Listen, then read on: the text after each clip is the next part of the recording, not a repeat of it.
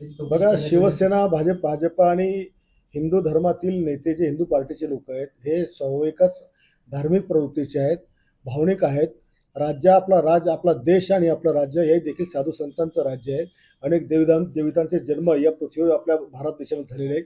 त्याच्यामुळे अनेक जण देवी दर्शनाला मंदिरावर त्या ठिकाणी जातात. आम्ही कुठं मंदिर दिसलं की सहज आमचा हात देखील त्या ठिकाणी वर जातो. त्यापैकीच केसरकर आणि आपले साहेब आहेत. शिंदे साहेब देखील अतिशय भावनिक आहेत. कुठेही एखाद्या चांगल्या स्थळाची माहिती जर त्यांना मिळाली तर ते जातात. आणि हा जो कोणी भोंदू बाबा खरात आहे, याच्या पोटात जाऊन तर कोणी पाहिलं नव्हतं की हा आतमध्ये किती बदमाश आहे. आणि कोण कोणासोबत फोटो काढतं. आता एखाद्याला आम्ही दिवसातनं 1000 लोक आमच्यासोबत फोटो काढतात. कोण आम्हाला काय माहिती असतं कोण काय म्हणून.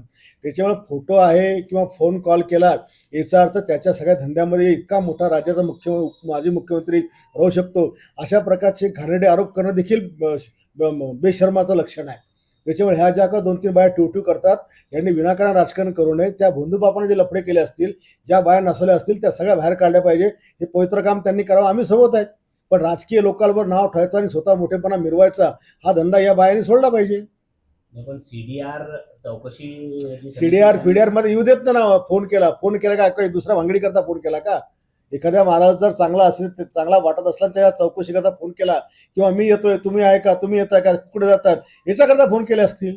रुपाली चाकणकर सर्वात जास्त फोन कॉल आहे, त्यांना अटक करा असं त्यांनी. अशा कुठल्याही विषयावर अटक होत नाही.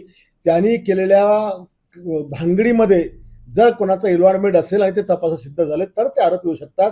कोणाचा फोटो आहे, फोन कॉल आहे म्हणून या भारताच्या संविधानामध्ये कुठली कारवाई करण्याची तरतूद नाहीये. पण या भोंदूबाबाच्या संपर्कामध्ये IAS आणि IPS अधिकारी सुद्धा आणि त्यांच्या मी बाहेर सांगतो काय, या देशातला मोठ्यात मोठा व्यक्ती, लहानात लहान व्यक्ती हा धार्मिक प्रवृत्तीचा आहे.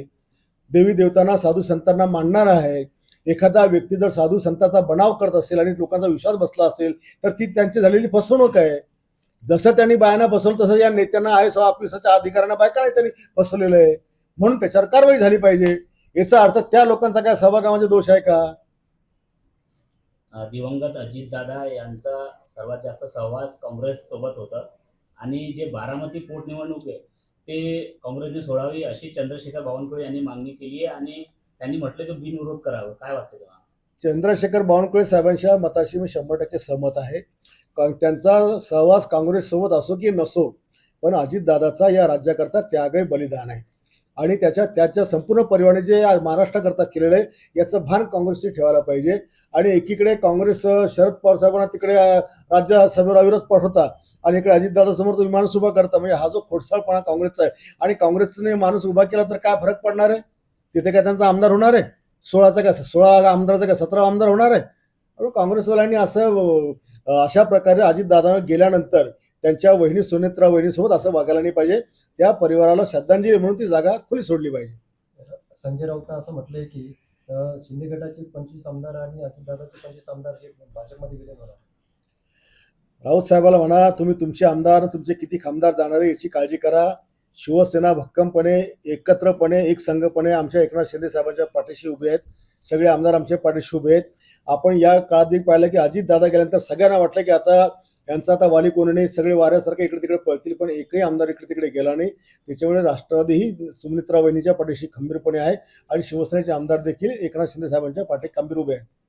तुम्ही 25 कोटी रुपयाचं कमिशन कार्यकर्त्यांना 35 कोटी रुपयाचं कमिशन कार्यकर्त्यांना दिल्याचं म्हटलं होतं. दुसऱ्यांदा पुनरुच्चार केला आणि कबूल सुद्धा केलं होतं. खरंच दिलंय कमिशन? तिसऱ्यांदा असं म्हटलंय की पत्रकारांना असं सांगावं लागतं म्हणून खरंच दिलंय मी 35 कोटी. हे असं तुम्ही जे काय म्हणताय हे मी कुठं पाहिलेलं नाहीये. मी जे त्या दिवशी बोललो तो विषय त्या दिवशी संपलेला आहे.